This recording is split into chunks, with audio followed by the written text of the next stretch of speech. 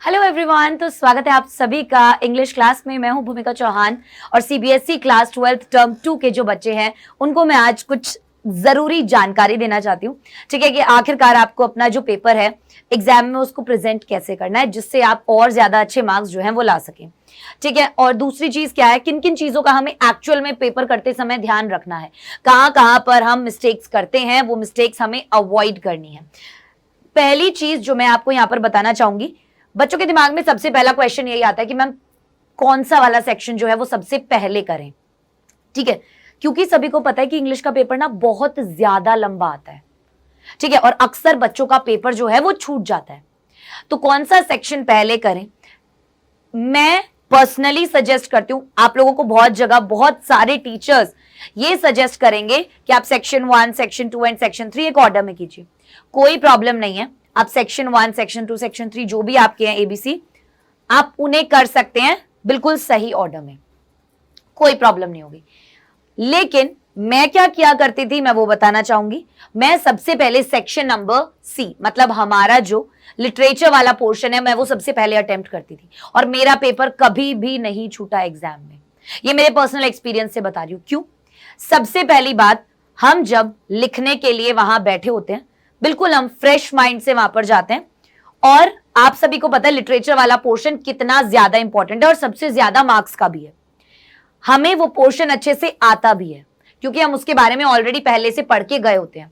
तो आप कोशिश करना कि ये आपके ऊपर है, वैसे मैं आपको बता रही हूं कि अगर आप सेक्शन सी पहले करते हैं तो आप उन आंसर्स को बहुत अच्छे तरीके से लिख पाते हैं, आपका पेपर प्रेजेंटेशन बहुत अच्छा होता है और ज्यादातर क्वेश्चंस आपको उसमें से आते हैं, तो आप एक प्रॉपर ऑर्डर भी उसके अंदर मेंटेन कर पाते हो। जब आप सेक्शन सी प्रॉपर तरीके से कर लेते हो, समझ लीजिए आपने बहुत सारे मार्क्स जो हैं वो अपने सिक्योर कर लिए। उसके बाद आप सेक्शन बी या सेक्शन ए में से कोई भी सेक्शन उठा सकते हैं। मैं प्रेफर करती थी सेक्शन बी एंड देन उसके बाद सेक्शन ए, क्योंकि सेक्शन ए के अंदर जो है, क्योंकि आपके पास पैसेज है सामने रखा हुआ है, उसके आंसर्स आपको लिखने हैं। मुझे ये बात पता है क्योंकि वो एक्चुअल में बहुत ज्यादा टाइम टेकिंग भी होता है और बच्चे अक्सर जो है उसके अंदर अपना बहुत ज्यादा समय बर्बाद कर देते हैं। इसीलिए मैं कभी भी बच्चों को ये सजेस्ट नहीं करती कि आप सेक्शन ए पहले करो, क्योंकि बच्चे सभी ऐसे नहीं होते कि बिल्कुल टाइम के अंदर उस सेक्शन को कर दें। बहुत सी बार बच्चे उसमें इतना उलझ जाते हैं कि बच्चों को पता नहीं चलता, उनका सारा टाइम बर्बाद हो जाता है और बाद में जो चीजें अच्छे से आती हैं वो उसमें भी घस्से मार के आते हैं। जल्दी जल्दी जल्दी जल्दी जल्दी जल्दी, ना राइटिंग अच्छी ना कोई और चीज अच्छी। तो इसीलिए जितना पेपर, जो पेपर हमेशा बोला गया है जो सबसे पहले आता है वो अच्छे से करो, और अक्सर लिटरेचर वाला पोर्शन ही वो होता है जो हमें सबसे ज्यादा और सबसे पहले अच्छे से आता है, क्योंकि वो क्वेश्चंस वो हमें सब देखे हुए होते हैं, वो चैप्टर्स हमारे पढ़े हुए होते हैं। उसके बाद राइटिंग सेक्शन करो क्योंकि उसके फॉर्मेट्स आपको बहुत अच्छे से पता होते हैं, और उसके बाद अनसीन पैसेज करो। बाद में बचा हुआ सारा समय अनसीन पैसेज को दे दो, कुछ ना कुछ तो वहां पे कर ही आओगे। ठीक है, लेकिन स्टार्टिंग में अनसीन पैसेज को बहुत ज्यादा टाइम जब दे दिया तो फिर एंड में क्या होता है कि जो चीज अच्छे से आती है उसे भी हम उतने अच्छे से नहीं लिख पाते, क्योंकि हमारे पास समय की कमी होती है और हमारे लॉन्ग आंसर टाइप क्वेश्चंस छूट जाते हैं जो हमें अच्छे से आते होते हैं। ठीक है, तो ये मेरा पर्सनल सजेशन है। बाकी आप सेक्शन ए बी सी जिस भी ऑर्डर में करना चाहें आप कर सकते हैं। कोशिश ये करना कि ऑर्डर मेंटेन करना। मान लो आपने सेक्शन ए स्टार्ट कर दिया है, तो सेक्शन ए का question number 1, then 2, then 3, then 4, then 5, then 6, ये वाला ऑर्डर रहना चाहिए। ये नहीं है पहले छठा कर रहे हो, फिर तीसरा कर रहे हो, फिर चौथा कर रहे हो, फिर दूसरा कर रहे हो, फिर पहला कर रहे हो। पता चलता है एक आंसर को कितने वर्ड्स में लिखना है। घर से ही प्रैक्टिस करके जाओ कि यार मेरे 40 वर्ड्स जो हैं कितनी लाइन में आते हैं, उतनी ही लाइन का आंसर वहां पर लिखना है। कोई आंसर नहीं आता, उतनी ही लाइंस वहां पर छोड़ देनी है, एक एक्स्ट्रा लाइन छोड़ दो, कोई दिक्कत नहीं है। ठीक है, कौन सा सेक्शन पहले करें, वहां पर बैठकर ऐसे ही सोचना नहीं है, टाइम वेस्ट नहीं करना कि यार ये क्या करूं। पहले घर से डिसाइड करके जाना अपनी कैपेबिलिटी के अनुसार, अपनी कैपेबिलिटी के अकॉर्डिंग। क्लियर? क्या क्या चीजें हैं जो आपको पेपर में प्रेजेंटेशन जो है उसके बहुत ज्यादा नंबर मिलते हैं, किन चीजों का ध्यान रखना है। कुछ बेसिक चीजें जो हर एक टीचर बताता है बोर्ड्स एग्जाम से रिलेटेड, कि अंडरलाइन करके आओ, इंपॉर्टेंट चीजों को अंडरलाइन करके आओ, कीवर्ड्स जो है उनको अंडरलाइन करके आओ, इंपॉर्टेंट वर्ड्स को अंडरलाइन करके आओ। क्यों? देखो मैं बताती हूँ, एक जो टीचर बैठा होता है ना पेपर बनाने के लिए, पेपर चेक करने के लिए, उसके पास है कॉपीज का बंडल, ठीक है, और अब वो बहुत ज्यादा जल्दी जल्दी कॉपीज चेक कर रहा है। जब वो कॉपीज चेक करने में लगा हुआ है तो उसको अगर आप एक साफ सुथरी अच्छी खासी नीटली प्रेजेंट की हुई कॉपी सामने रखोगे, जब आप उसके सामने थाली में सब कुछ परोस दोगे कि सर देखो यहां पर ध्यान दो, है ना, मान लो एक आंसर शीट मैं आपको दिखाती हूं, ये एक आंसर शीट है, देखिए आपने बच्चे ने क्या किया हुआ है, हर एक जो आंसर लिखा हुआ है उसके बाद एक लाइन का गैप दिया हुआ है, हर एक आंसर के बाद एक लाइन का गैप दिया हुआ है, और बच्चे ने हर एक चीज को अंडरलाइन किया। अब ये नहीं है कि आप हर दूसरी लाइन को अंडरलाइन कर रहे हो, आप केवल इंपॉर्टेंट चीज को, जैसे इस बच्चे ने यहां पर इस चीज को अंडरलाइन किया है जिसपे उसने क्या बता दिया कि जो कंडीशंस थी वहां की वो गंदी थी, डस्ट था, वेस्ट था, सब कुछ, ठीक है। पेंसिल से अंडरलाइन करके आना इंपॉर्टेंट कीवर्ड्स को, या आपने मान लो चैप्टर से कोई की फ्रेजेस है वो लिखे हुए आंसर्स के अंदर, उनको पेंसिल से, ज्यादा नहीं है कि पूरा आंसर ही अंडरलाइन करने में लगे हो। आप जब किसी भी आंसर में कोई भी चीज मान लो ऐसे अंडरलाइन करते हो तो अब टीचर क्या करेगा, टीचर को सामने पता चल गया इसने मेन मेन चीजें यहां पर लिखी हुई हैं आंसर से रिलेटेड, तो उसे पूरा नहीं पढ़ना पड़ा, उसका टाइम बच गया, वो आपसे खुश हो गया। टीचर को टेंशन नहीं देनी यार, टीचर को अपने को बिल्कुल खुश करना है। टीचर को टेंशन देनी है, दे दी तो टीचर हमें टेंशन दे देगा पेपर में नंबर देते समय, तो उसका माइंड चिल रखना है, उसको अपने को खुश करना है, ठीक है, वो गुस्सा ना हो जाए पेपर देख के, इतना हमें ध्यान रखना है, ठीक है ना।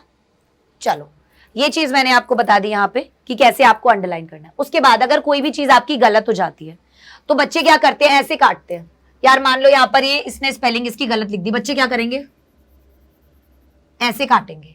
अरे क्यों काटना है ऐसे, केवल एक ऐसे लाइन खींच दो, दैट्स इट, केवल एक ऐसे लाइन खींच दो और उसके बाद तुम्हारा काम हो गया।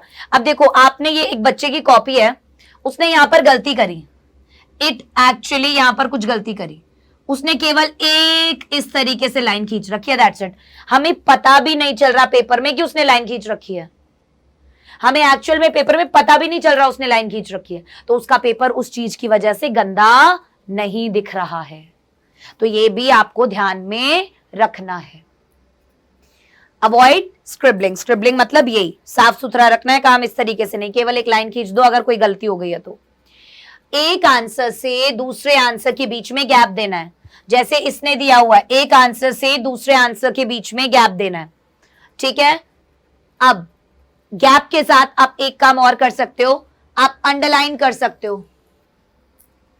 अगर आप मान लो यहां पर अंडरलाइन करते हो हर एक आंसर के बाद, तो टीचर को और ज्यादा क्लियर हो गया कि ये इतने में पहला आंसर खत्म, इतने में दूसरा आंसर खत्म, इतने में तीसरा आंसर खत्म, इतने में चौथा आंसर खत्म, और ज्यादा क्लैरिटी मिल गई टीचर को, तो टीचर और ज्यादा खुश हो गया, आराम से नंबर देगा, ठीक है।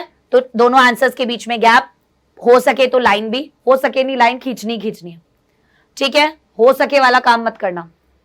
अब जो लॉन्ग आंसर टाइप क्वेश्चन होते हैं ना, उनके अंदर बच्चे अक्सर क्या करते हैं, लंबे लंबे पैराग्राफ लिख कर आते हैं। क्या करते हैं बच्चे, लंबे लंबे पैराग्राफ लिख कर आते हैं, जो तुम्हें नहीं करने हैं। तुम्हें क्या करना है, अभी ये तो एक क्वेश्चन था छोटा वाला शॉर्ट आंसर टाइप, ठीक है। आपको क्या करना है, जो लॉन्ग आंसर टाइप क्वेश्चन होगा उसको आपको पैराग्राफ में तोड़ना है। आपको क्या करना है, उस आंसर को पैराग्राफ के अंदर तोड़ना है। कहने का मतलब, अगर आप कोई भी लॉन्ग आंसर टाइप क्वेश्चन लिख रहे हो, ये आपकी आंसर शीट है, मान लो आपने यहां से लॉन्ग आंसर टाइप क्वेश्चन लिखना शुरू किया, ये पूरा आप लॉन्ग आंसर टाइप क्वेश्चन लिखते जा रहे हो, उसके बाद आप एक लाइन का गैप दे दो, फिर आप दूसरे पैराग्राफ में लिखना शुरू करो, फिर आप एक लाइन का गैप दे दो, फिर आप तीसरे पैराग्राफ में लिखना शुरू करो। इस तरीके से अपने लॉन्ग आंसर टाइप क्वेश्चन को 3 पार्ट्स में डिवाइड करो, 3 पार्ट्स में डिवाइड करो। स्टार्टिंग में थोड़ा सा इंट्रोडक्शन, फिर मेन वाला पार्ट और फिर कंक्लूजन वाला पार्ट। आंसर अच्छा दिखेगा, टीचर तुरंत नंबर देगा और सारे पॉइंट्स कवर भी हो जाएंगे। क्लियर हो गई ये बात, ये हमें समझ में आ गया कि पैराग्राफ ब्रेक करना बहुत ज्यादा इंपॉर्टेंट है प्रेजेंटेशन के तौर पर, ठीक है। मैं सुबह आई थी, इतनी बड़ी आवाज थी मेरी, आवाज क्लासेस लेके थोड़ी सी डाउन हो गई है, ठीक है। तो अगर तुम्हें बहुत भारी भारी आवाज लग रही है तो इग्नोर करना, ठीक है। अब उसके बाद अगर हम बात करें give proper space between words and answers, एक बच्चे जो है ना वो बहुत ज्यादा पास पास लिखते हैं, जैसे यही लिखना है माय नेम इज भूमिका चौहान। तो कहने का मतलब है बच्चे ना स्पेस नहीं देते। अब ये समझ में नहीं आया, अगर मैं इसको ही थोड़ा स्पेस दे के लिखती माय नेम इज भूमिका चौहान, तो यहां पर क्या हो गया, कौन सा ज्यादा अच्छा लग रहा है? ऑब्वियसली ये वाला ना। यही काम तुम्हें करना है, प्रॉपर स्पेस देना है आंसर्स के बीच में भी और अपने वर्ड्स के बीच में भी, ठीक है। अभी उसके बाद एक और 2 क्वेश्चंस हैं जो बच्चों के आते हैं कि मैम क्या एनसीईआरटी को पढ़ना जरूरी है? हनुमान जी देख रहे हैं ना, संजीवनी बूटी लेके जा रहे हैं, समझ लो ये एनसीईआरटी जो है वो संजीवनी बूटी है, ये तुम्हारे काम आएगी, ठीक है। इसको उठाओ और इसका सेवन कर लो, जैसे लक्ष्मण जी ने किया था और वो जिंदा हो गए थे, वैसे ही तुम भी फ्लैमिंगो और विस्तिस का सेवन कर लो। जो भी चैप्टर्स आ रहे हैं, Indigo, rat trap, a thing of beauty, and Jennifer's tiger, should wizard it, mommy, on the face of it, Evans, सारे चैप्टर्स को line by line, word to word पढ़ जाओ, ठीक है। मैंने मैराथन करवाई है, मैराथन में 2 चैप्टर्स करवा दिए, बाकी के चैप्टर्स भी मैं करवाऊंगी, आप वो सारी वीडियोस देख सकते हो। और उन मैराथन्स में मैंने डिटेल में पढ़ाया भी है और साथ ही साथ क्वेश्चंस भी करवाए हैं। तो हर एक चैप्टर के ये यहां पर फ्लैमिंग और विस्तिस पढ़ने को क्यों बोल रही हूं, क्योंकि इनसे आपको क्या मिलेगा, इनसे आपको कीवर्ड्स और की फ्रेजेस मिलेंगे। और जब आपको कीवर्ड्स और की फ्रेजेस इनसे मिलेंगे, मैंने भी अपने मैराथन्स में कीवर्ड्स और की फ्रेजेस बताए हैं, इन कीवर्ड्स और की फ्रेजेस को ही आपको अपने आंसर में लिखना है और इन कीवर्ड्स को और इन की फ्रेजेस को ही आपको अंडरलाइन करना है पेंसिल से, ठीक है। अब बच्चे ये बोलते हैं मैम अगर ऑर्डर फॉलो नहीं करेंगे तो क्या सीबीएसई नंबर काटेगी? सीबीएसई नंबर तो नहीं काटेगी ऑर्डर फॉलो करने के, पर टीचर जो है जब वो चेक कर रहा है और उसका जब दिमाग खराब हो रहा है तो वो शायद परेशान हो सकता है। मान लो टीचर कॉपी चेक कर रहा है, ठीक है। अब आपने पहले सेक्शन सी का क्वेश्चन नंबर 2 कर रखा है, फिर आपने अगला क्वेश्चन सेक्शन बी का क्वेश्चन नंबर 4 कर रखा है। टीचर क्या होगा, टीचर कंफ्यूज हो जाएगा। हम टीचर को कंफ्यूज नहीं करना चाहते। टीचर क्या हो जाएगा, कंफ्यूज, ये बार बार बोलेगा अरे यार कभी इसका ये वाला, वो बार बार उसे चेक करना पड़ेगा कौन सा क्वेश्चन है, कौन सा क्वेश्चन कितने मार्क्स का कहां दिया हुआ है ना, कि इसका 4th क्वेश्चन कौन सा है, इसका 3rd कौन सा है। एक ऑर्डर उसका टूटेगा, उसको टाइम लगेगा तुम्हारी कॉपी में, वो कंफ्यूज हो जाएगा। हो सकता है बहुत सी बार वो टोटल में गलती कर दे, हो सकता है बहुत सी बार वो नंबर गलत चढ़ा दे, इधर उधर के ऊपर नीचे हो जाए थोड़ा सा। ये गलती हम नहीं चाहते, उसका कुछ नहीं जाएगा यार, हमारे नंबर कम हो जाएंगे। ये वाली गलती थोड़ी सी अवॉइड हमें करनी है। तो इसीलिए सीबीएसई तो नंबर नहीं काटता कि पहले कोई भी क्वेश्चन कर लो, लेकिन तुम्हें नहीं करने हैं क्योंकि तुम बिल्कुल रिस्क नहीं लेना चाहते अपनी जिंदगी में, ठीक है। इस बच्चे ने भी देखो यहां पर जो मैंने पेपर दिखाया, इसने प्रॉपर पैटर्न में किया हुआ है, जैसे आंसर नंबर 8 का ए, फिर बी, फिर सी, फिर डी, प्रॉपर नंबरिंग दी हुई है हर एक चीज को। ऊपर सीधा लिखा हुआ है सेक्शन सी लिटरेचर, और इसने सबसे पहला सेक्शन सी ही किया हुआ, और ये टॉपर की कॉपी है। तो क्या किया इसने सेक्शन सी सबसे पहले किया हुआ है। तो मैं यही आपको एक्सप्लेन कर रही थी कि सेक्शन सी पहले करने से जल्दी हो जाता है, अच्छे से होता है, प्रॉपरली अपने काफी मार्क्स सिक्योर कर चुके होते हो, और बाद में फिर थोड़ा सा रिलैक्स हो जाते हो, तो लॉन्ग आंसर टाइप क्वेश्चन नहीं छूटता। अगर मान लो लिटरेचर वाले पार्ट का एक क्वेश्चन भी छूट गया तो 6 नंबर की सीधी भट्टी बैठ जाएगी, है ना। लेकिन अनसीन पैसेज में चलो 1-2 छूट भी गए तो कम मार्क्स का छूटेगा, लेकिन एक लॉन्ग आंसर टाइप छूट गया तो बहुत ज्यादा नंबर का लॉस होगा, ठीक है। क्लियर हो गई ये बात? चलो अब ये बात समझ में आ गई है। एंड नेक्स्ट क्वेश्चन है, अनसीन पैसेज में आंसर लिखते समय लाइंस कॉपी कर लें क्या?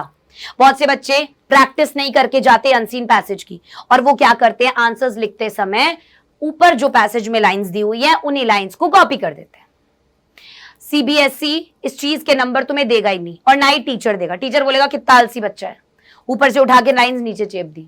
तो तुम्हें क्या करना है, प्लेजरिज्म नहीं करना, तुम्हें क्या करना है, थोड़ी सी बस पैराफ्रेजिंग करनी है। मतलब थोड़े से वर्ड्स बदल दो, थोड़ा सा उस बात को कहने का तरीका बदल दो, राइट? समझ रहे हो मेरी बात को? आई बात समझ में ना, कि रीफ्रेज करके लिखना है आंसर, उन लाइंस को रीफ्रेज करके लिखना है। लाइंस वही है, आंसर वही है, बस उसे कहने का थोड़ा सा तरीका बदलना है। समझ रहे हो ना मेरी बात? As it is copy paste करके आओगे, चेप दी ना वही वाली लाइंस, तो कोई फायदा तुम्हें नहीं होगा। ध्यान रखना इस बात का। क्लियर हो गई ये बात? तो अनसीन पैसेज को आप कॉपी नहीं कर सकते। अब इन तीनों चीजों का रिवीजन हम कैसे करें मैम? प्रैक्टिस ज्यादा से ज्यादा हम कैसे करें? लिटरेचर के रिवीजन के लिए जो भी क्वेश्चन बैंक आपके पास है, जो भी इधर उधर से पीडीएफ है, गूगल के ऊपर इंपॉर्टेंट क्वेश्चंस दिए हुए हैं, सारे क्वेश्चंस को रीड करो। जितने ज्यादा क्वेश्चंस रीड कर सकते हो, और उनके आंसर्स भी, केवल क्वेश्चंस नहीं, और उनके आंसर्स भी उन्हें रीड करके जाओ, क्योंकि उससे तुम्हें आइडिया लगता है कि किस किस टाइप के क्वेश्चन आ सकते हैं और किस किस तरीके से हम आंसर्स को लिख सकते हैं। तो तुम्हारा रिवीजन होता है बहुत अच्छे लेवल का। ठीक है, लिख लिख के प्रैक्टिस करने की जरूरत नहीं है। बच्चे अभी क्या करते हैं? नोट्स बनाने बैठते हैं। बेटा सबसे गंदा टाइम है नोट्स बनाने का। जो पीडीएफ स्लाइड्स ऑनलाइन अवेलेबल है, जो हम प्रोवाइड कर रहे हैं आपको, जो क्वेश्चंस हम दे रहे हैं या ऑनलाइन, वहीं से पढ़ लो, बैठ के अब नोट्स मत बनाने लगना। ये एग्जाम टाइम बहुत गंदा टाइम होता है, नोट्स बनाने का टाइम बिल्कुल नहीं होता है इसमें। ठीक है, अब वो समय गया। दूसरी चीज, राइटिंग सेक्शन की मैम प्रैक्टिस कैसे करें? तो राइटिंग सेक्शन की बेटा जी आप प्रैक्टिस कर सकते हो सैंपल पेपर्स से। और राइटिंग सेक्शन की और अनसीन पैसेज की, इन दोनों की जब आप प्रैक्टिस करो तो प्लीज अपना टाइमर सेट करके करना। टाइमर सेट करके करना। ऐसे नहीं है घंटों तक एक अनसीन पैसेज को लेके बैठे हो या सोच रहे आराम से, और फिर कह रहे अरे यहां कर तो दिया सॉल्व। 3 घंटे में तुम एक अनसीन पैसेज सॉल्व करके बैठ रहे हो, नहीं। ठीक है, टाइमर सेट करके राइटिंग सेक्शन की और अनसीन पैसेज की प्रैक्टिस करनी है। ये बात क्लियर हो गई। अब राइटिंग सेक्शन हमारा जो होता है, उसकी जो हमें प्रैक्टिस करनी है, सबसे पहली चीज उसके अंदर प्रैक्टिस हमें किसकी करनी है? फॉर्मेट की। रट के चले जाओ। एग्जाम टाइम पे बैठ के ये मत सोचना सेंडर्स एड्रेस लिखना था या नहीं लिखना था। इनविटेशन में यार कौन से इनविटेशन में सेंडर्स एड्रेस लिखना था, यार कौन से इनविटेशन में रिसीवर्स एड्रेस नहीं लिखना था, यार यहां पर हमें सैल्यूटेशन, यार इनविटेशन में सब्जेक्ट लिखना था इसमें या नहीं लिखना था। ये वाले काम मत करना, ठीक है? ये वाले काम बिल्कुल भी मत करना। अभी की अभी हर एक राइटिंग सेक्शन के टॉपिक का फॉर्मेट 2 से 3 बार बना बनाकर लिख लिख कर देख लो। जॉब एप्लीकेशन का फॉर्मेट क्या है? 4 बार, 2 बार बना लो, 4 छोड़ो, तुम खुद से बना लो। केवल फॉर्मेट, अंदर का नहीं कह रही लिखने को, केवल फॉर्मेट, ताकि याद रहे। पहले सेंडर्स एड्रेस, फिर डेट, फिर रिसीवर्स एड्रेस, फिर यहां पर डेजिग्नेशन, फिर सब्जेक्ट, सर, ये वो ढिकड़ा फलाना, ताकि याद रहे फॉर्मेट, एग्जाम में कंफ्यूजन ना हो। इनविटेशन के अंदर कार्ड में की फॉर्म में लिखना है, लेटर की फॉर्म में लिखना है, पता ही नहीं है, देख के जाओ कि भाई फॉर्मल है या इनफॉर्मल है। ठीक है, फॉर्मल में कौन सा कार्ड की फॉर्म में लिखना है, कौन सा लेटर की फॉर्म में लिखना है। ज्यादा लोगों को बुलाना है, कार्ड की फॉर्म में लिखना है, कम लोगों को, एक किसी को पर्सनली बुलाना है, किसी फेमस सेलिब्रिटी को बुलाना है, लेटर की फॉर्म में लिखना है। समझ रहे हो? रिप्लाई के अंदर क्या क्या चीजें देखनी है, ध्यान रखनी है। सब्जेक्ट क्या होता है, कहां लिखना है सब्जेक्ट, कहां नहीं लिखना है। समझ में आई बात? ये वाले कंफ्यूजन एग्जाम में नहीं होने चाहिए। ये वाले कंफ्यूजन अभी दूर करने का टाइम है। क्लास के दौरान तो मैं आपको बताऊंगी ही जब भी मैं ये टॉपिक्स आपको पढ़ाऊंगी, लेकिन खुद से भी कुछ होता है तैयारी करना, खुद से भी कुछ होती है प्रैक्टिस करना। ठीक है, ये चीजों का आपको खासतौर पर ध्यान रखना। ये आपका समय बचाएगा एग्जाम के अंदर। यही छोटी छोटी चीजें आपका टाइम सेव करेंगी एग्जाम के अंदर। क्लियर हुई ये बात? फॉर्मेट की बात हमने कर ली बहुत अच्छे से। दूसरी चीज, बच्चे अक्सर जो है मार्क्स कहां पर कट करते हैं? जब वो, अब तुम्हें जॉब एप्लीकेशन का लेटर लिखना है, तो उसके अंदर तुम्हें 3 चीज ध्यान रखनी होती है। सबसे पहले तुम्हें भाई एडवर्टाइजमेंट बतानी है कि तुम्हें कहां से इस जॉब के बारे में पता चला। फिर तुम्हें बताना है कि रीजन क्या है अप्लाई करने का। फिर तुम्हें बताना है कि तुम क्यों इस जॉब के लिए सूटेबल हो।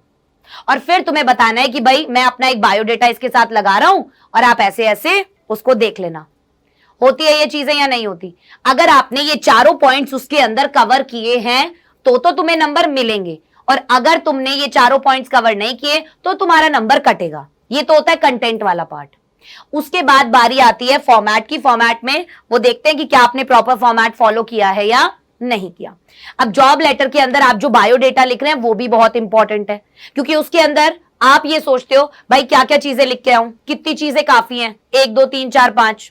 मैं आपको बता देती हूं, नाम जरूर लिखना है, पापा का नाम जरूर लिखना है, अपना कॉन्टैक्ट एड्रेस लिखना है, अपना कॉन्टैक्ट नंबर लिखना है, अपनी एजुकेशनल क्वालिफिकेशन लिखनी है, अपना जॉब एक्सपीरियंस लिखना है, बहुत इंपॉर्टेंट है। एजुकेशनल क्वालिफिकेशन, जॉब एक्सपीरियंस, और ये एजुकेशनल क्वालिफिकेशन और जॉब एक्सपीरियंस लेटर के बॉडी वाले पार्ट में नहीं लिखना होता। ये छोटी छोटी चीजें तुम्हें याद रखनी है। क्लियर है ये बात? तो ये नॉर्मल बेसिक नाम अपना, ठीक है, अपने पिताजी का नाम, अपना कॉन्टैक्ट एड्रेस, आप कहां रहते हो उसमें वो सब आ जाएगा, कॉन्टैक्ट डिटेल्स, ईमेल वगैरह, जॉब क्वालिफिकेशन, और उसके बाद एक्सपीरियंस, एजुकेशनल क्वालिफिकेशन और reference, salary, expected salary drawn, बहुत इंपॉर्टेंट है। ये चीजें आपको मेन ध्यान रखनी है। इसके अलावा कितनी भी ऐड कर दो लेकिन कम मत करना। ये बेसिक चीजें तो लिखनी है, और ज्यादा ऐड करने की जरूरत नहीं है, टाइम वेस्ट होगा तुम्हारा, दिमाग मत लगाना ज्यादा, ठीक है।